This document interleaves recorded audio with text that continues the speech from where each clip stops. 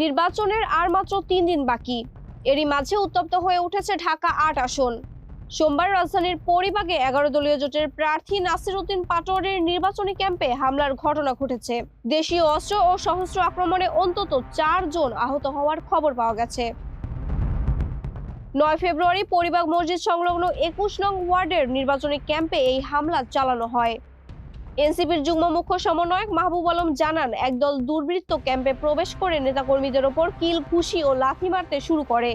অভিযোগ রয়েছে হামলাকারীরা ক্যাম্প জ্বালিয়ে দেওয়ার হুমকিও দিয়েছেন। এ সময় জামায়াতে ইসলামী ও জোটের কর্মীরা প্রতিরোধ গড়ে তুললে ধস্তাধস্তির এক পর্যায়ে হামলাকারীরা পালিয়ে যায়। হামলায় গুরুতর আহত কর্মী সুমনকে বঙ্গবন্ধু শেখ মুজিব মেডিকেল বিশ্ববিদ্যালয় হাসপাতালে ভর্তি করা হয়।